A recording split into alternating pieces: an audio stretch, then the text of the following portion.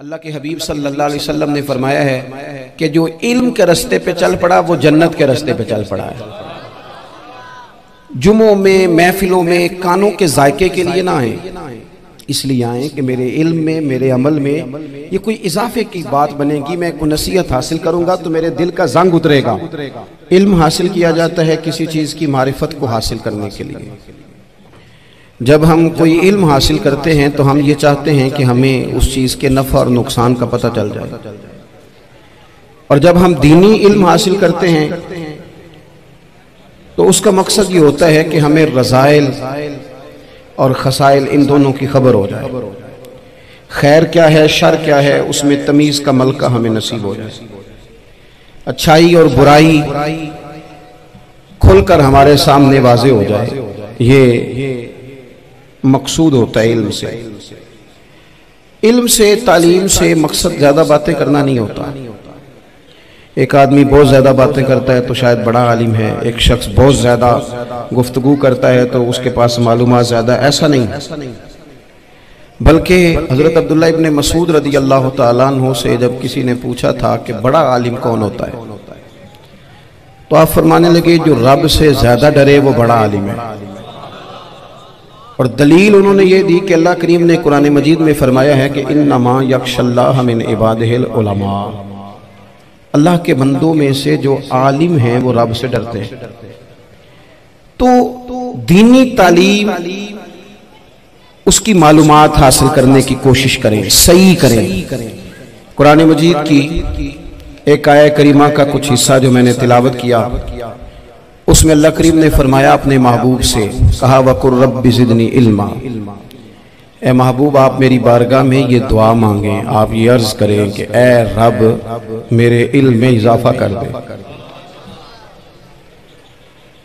ए मालिक मेरे इल्म में इजाफा कर दे। बहुत सारी चीजें ऐसी होती हैं जिनकी ज्यादती ठीक नहीं होती, वो ज्यादा हो जाए तो नुकसान करती हैं। लेकिन इल्म एक ऐसी चीज है कि जिसके बारे में रब करीम ने कहा कि महबूब आप दुआ मांगे कि आपको ज्यादा इल्म दिया जाए। और फिर इल्म एक ऐसी चीज है कि कोई भी आदमी ये दावा ना करे कि मैंने अब बड़ा हासिल कर लिया है, मेरी अब तकमील हो गई है, मैं अब मुकम्मल हो गया हूं। जिनको अल्लाह ने गैब के खजानों की कुंजियां दी है ना, उनसे भी रब करीम ने कहा है कि महबूब आप दुआ करें कि मालिक मेरे इल्म में इजाफा कर दे। तो जब वहां तक ये बात है तो फिर आम आदमी को भी चाहिए कि वो अपनी मालूमात में इजाफे का शौक पैदा करे। और तीसरी बात ये कि जो हुजूर के इल्म शरीफ पर बात करते हैं वो भी इस आयत से सीखें कि हुजूर का इल्म तो हर रोज रब उसमें इजाफा फरमा रहा है, तो हर रोज इजाफा हो रहा है। वलल आखिरतु खैरुल लका मिनल ऊला, हर रोज तरक्की हो रही है हुजूर के इल्म शरीफ की भी। तो हमारे यहाँ ज्यादातर लोग बात इसलिए सीखते हैं कि मैं कोई कहीं से मसला सीखूंगा फिर जाके अपनी मस्जिद के इमाम को तंग करूंगा कि वहां तो मैं ये सुन के आया हूं तो यहाँ ये काम क्यों नहीं होता। मैं कोई बात सीखूंगा तो फिर मैं उससे बहस का दरवाजा खोलूंगा। इल्म का मतलब ही अपने आप को संवारना है। मालूमात हासिल करने का मतलब ये कि आपके अमल में पुख्तगी आए, आपके किरदार में पुख्तगी आए, आपने जो सीखा है आप उसके मुताबिक अपने आप को ढालें। मुस्लिम शरीफ में मौजूद है, नबी पाक सल्लल्लाहु अलैहि वसल्लम ने दुआ मांगी है, ए अल्लाह मैं उस इल्म से तेरी पनाह मांगता हूं जो इल्म तो हो पर नफे वाला ना हो। जिस बंदे के इल्म ने उसे नफा नहीं दिया, वो कुछ सीख नहीं सका उससे, तो उसका इल्म किसी को क्या नफा देगा। जब खुद से उसने और सूफिया किराम तो फरमाते हैं कि जो लोग बड़ी मालूमात हासिल कर ले, बड़ी बातें सीख लें, पंचायत में किसी को बोलने ना दें, घर में किसी को बोलने ना दें। बहुत सारे लोग तो उलमा को भी मशवरा देते हैं, बड़ी बातें करे,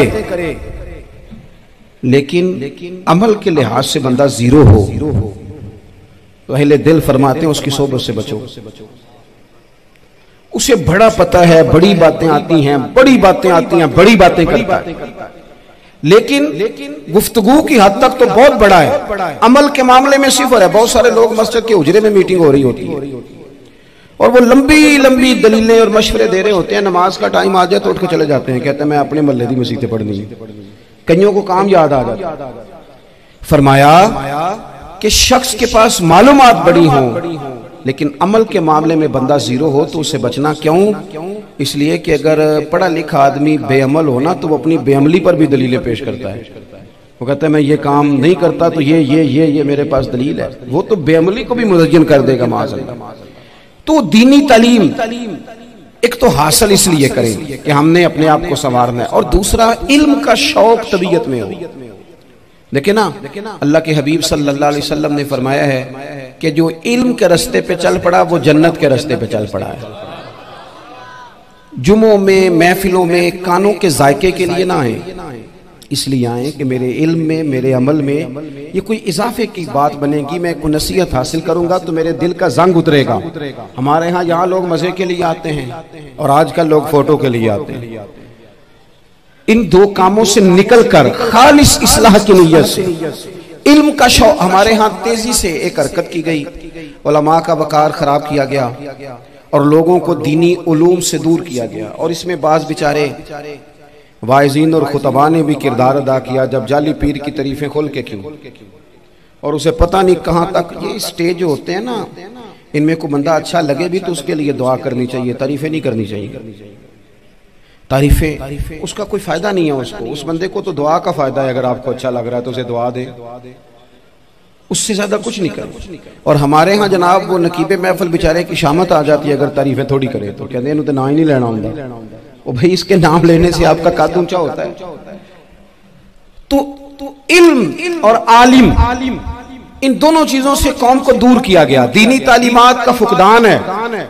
जो मैट्रिक तक लोग 60-70 किताबें पढ़ जाते हैं उन्हें भी कुरान पाक ठीक से नहीं पढ़ना आता, दूर किया गया। आप मुझे बताइए, चलें एक मस्जिद ही आप देख लें, उस मस्जिद के अंदर अगर एक तरफ एक आलिम दीन मिशकात शरीफ खोल के बैठे हो, हदीस पाक का दर्स हो रहा है, या बाहर शरीयत खोल के बैठे हैं, फिकी मसाइल बयान की, और उसी मस्जिद में एक बाबा जी जुब्बा पहन के तगड़ा सा बड़ी सी पगड़ी बांध के और 500 दाने वाली तस्बीह लेके बैठे हैं। अब एक बंदा अंदर आता है तो वो किधर जाएगा, आलिम की तरफ के बाबा जी की तरफ? वो क्यों जा रहा है भला बाबा जी की तरफ? वो इसलिए कि हमने उसे ये बताया ही नहीं कि जिस तरह सुभान अल्लाह सुभान अल्लाह सुभान अल्लाह पढ़ना इबादत है ना, इसी तरह दाराबा दाराबा पढ़ना भी इबादत है। उसे हमने बताया नहीं कि जब तक इल्म के रास्ते में रहना भी इबादत है, जब तक उसे ये समझ नहीं ना आएगी कि जिस तरह वज़ाइफ की किताब पढ़ना इबादत है, इसी तरह मिशकात शरीफ पढ़ना भी इबादत है, हदीस बुखारी का दर्स लेना भी इबादत है, मुस्लिम शरीफ की अहादीस पर अपने असातिज़ा से बैठकर दुरूस पाना भी इबादत है। जब तक ये पूरा मिजाज देखे ना, नबी पाक सल्लल्लाहु अलैहि वसल्लम ने फरमाया रात की एक घड़ी भर दीन सीख लेना सारी रात नफल पढ़ने से बेहतर है। अब हमें समझना चाहिए कि किताब पढ़ के भी बंदा रब रसूल तक पहुंच सकता है। किताब सुन्नत रास्ता आसान करते हैं, लेकिन हमारे यहाँ क्या मिजाज दिया गया है, बाबा जी के पास चलो, जरूर जाएं बाबा जी अगर देख तो मना कोई नहीं कर रहा, लेकिन जो सोच हमें हुजूर ने दी है हमने उसी की सोच के मुताबिक अपने मामलात को तरतीब देना है ना। अब एक बात मैंने आपसे पूछी और आपने कहा कौम सारी बाबा जी की तरफ जाएगी। हदीस पाक किस तरह है, अल्लाह के महबूब मस्जिद शरीफ में तशरीफ लाए, दोनों जानिब लोगों के हलके बने हुए हैं, लोग बैठे हुए हैं, एक हलके में लोग अल्लाह की याद कर रहे हैं, जिक्र हो रहा है, एक हलके में बैठ के एक आलिम किताब सुन्नत का दर्स दे रहे हैं, एक सियाबी और बाकी सुन रहे हैं। खास तवज्जो करें नौजवान मेरी बात पर, रसूल करीम सल्लल्लाहु अलैहि वसल्लम दोनों के बीच खड़े हो गए और करीम ने फरमाया दोनों महफिलें खैर की हैं, दोनों ही हलके खैर के हैं। और फिर हुजूर फरमाने लगे मुझे चूंकि रब ने उस्ताद बना के भेजा है, मैं चूंकि मुअल्लिम बन के आया हूं, यतलु अलैकुम आयातिना व युज़क्कीकुम, मैं चूंकि किताब सुन्नत की तालीम के लिए आया हूं। ये लफ्ज कहते कहते हुजूर उस जमात में बैठ गए जो दीन पढ़ और पढ़ा रही थी।